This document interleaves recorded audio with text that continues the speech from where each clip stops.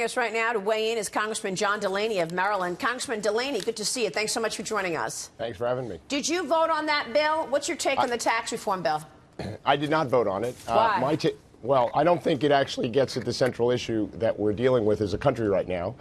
I think the central issue we're dealing with as a country, if we want to drive economic growth, is more public investment in things like infrastructure. And the fact that infrastructure was not included in the tax bill leads me to the conclusion that we won't be doing infrastructure, and I think that's a big missed opportunity. So you don't think corporate tax reform will lead to economic growth then? I think, listen, I think if you go to most CEOs and you ask them their top priorities, I don't think corporate tax reform is their number one priority. I think they'll take it.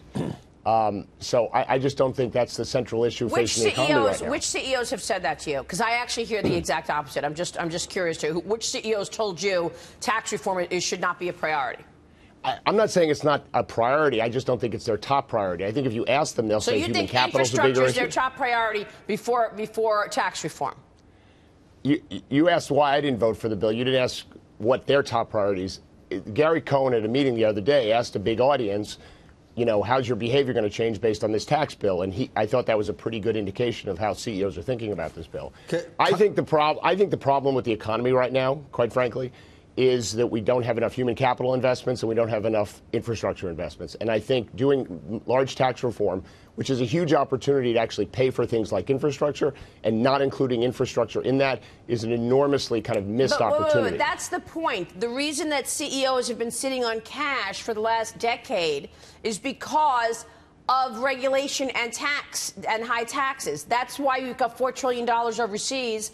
Right. That's the whole point. So they're not going to put money into infrastructure and put money into R&D until they get some relief. I mean, that's the thinking here. Well, fixing the international tax system is clearly an important thing to do. Right, I have a bipartisan bill that's got 40 Democrats, 40 Republicans that fixes the international tax system, very similar to what they do in this bill, but it pairs it with a $1 trillion infrastructure program. I think that's much more growth-oriented tax reform.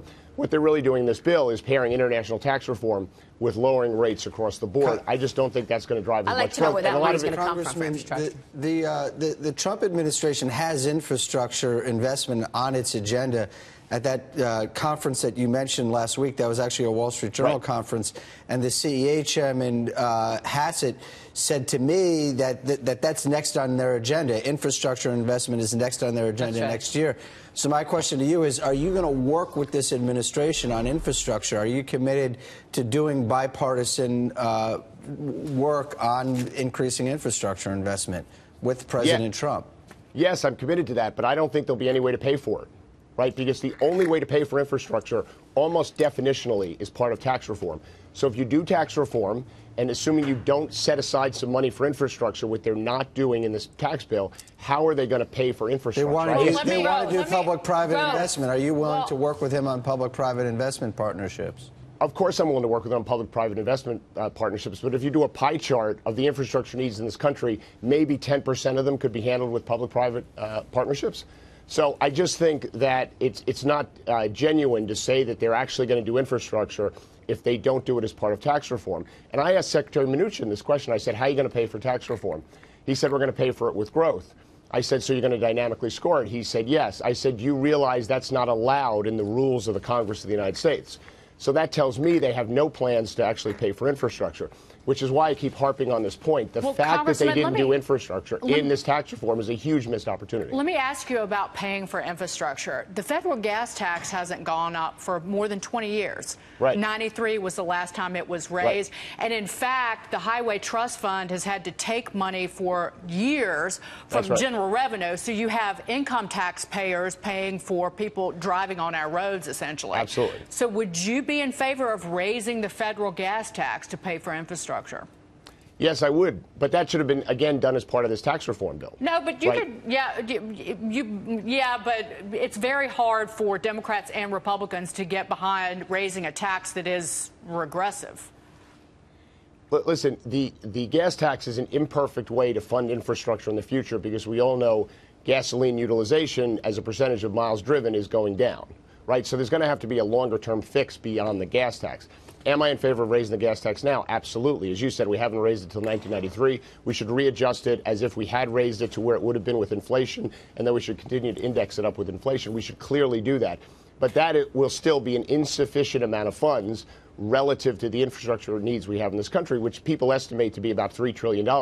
That's why I keep coming back to the fact that they didn't set aside several $100 billion as part of this tax reform package. Wouldn't we be better off as a country, instead of having the corporate tax rate go to 20, have it go to 22, 23, 24, and having potentially, when you combine it with public-private partnerships, $1 trillion infrastructure program coming out of this tax reform at the same time? Wouldn't that have been a better way to have a pro-growth economy? Wouldn't that be more prescriptive to the problem that we actually have in the economy right now?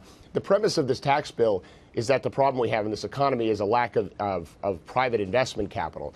I think that's kind of ridiculous, actually. I think most major markets are very healthy, very liquid, and the participants in them are actually very well capitalized right now. The problem we have is a lack of investment in human capital and things like infrastructure. That's why they want to lower taxes, so that they can get businesses to spend money again and invest in their businesses. That's the whole point.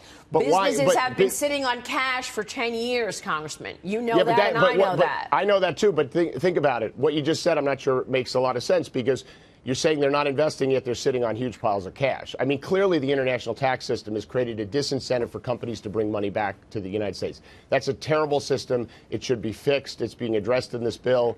I think that's a positive part of this bill, no question. But I just don't think the lack of investment capital in the United States is the actual problem we have in this country right now. That was the problem we had in the 80s when Ronald Reagan and Bill Bradley got together and lowered the tax rates and got rid of a bunch of tax shelters, because back then people weren't investing. They were putting money in non-economic. No one's saying that there's a lack of capital, Congressman. We all know the banks are well capitalized after the financial crisis. There's a lot of money sloshing around. Right. The point is spending that money, investing that money. That's where the lack is. That's where that's what they're not doing. And they're not doing it because taxes are too high and regulations are too stringent. Listen, prior to running for Congress, I started 2 companies and took them public on the New York Stock Exchange. You know, if you've got an attractive environment, you're going to spend your money. If you've got a low tax rate, you're probably going to invest more so than you would if you don't. I think if you go to CEOs and you say, what's a bigger problem? A lack of kind of liquidity to make investments, or the fact that there are 7 million jobs in this country that can't get filled because companies can't find workers with the skills. I think most CEOs will tell you this skills gap, what's going on in public education in this country, our reduced investment in research and development and infrastructure, which is a percentage of our economy, has gone down consistently. You got to choose one. Is it infrastructure? Is it education? I mean, you're all over the map here. I get what you're saying. I'm not over the map. I'm just saying that tax reform is an opportunity, right? Because the tax code inherently creates incentives. Tax reform is an opportunity to make changes to the tax code. Because let me finish my point. Tax reform is an opportunity to make incentives in the tax code to encourage the behavior we need. This bill does not encourage any behavior that we necessarily need. What it does is increase the deficit by $1.5 trillion, which all the independent analysis of this bill indicate that it won't produce the kind of economic growth that is being kind of promised as part of trying to sell this bill. There I agree with you. Right. So what we do is we do a tax reform bill that produces $1.5 trillion of additional deficits, solves a problem that doesn't really exist in the economy, doesn't address the central issues we have in the economy, and then on the margin it's more beneficial for the wealthy than it is for middle class. Those are all the reasons I don't think it's a really good tax reform proposal. All right, Congressman.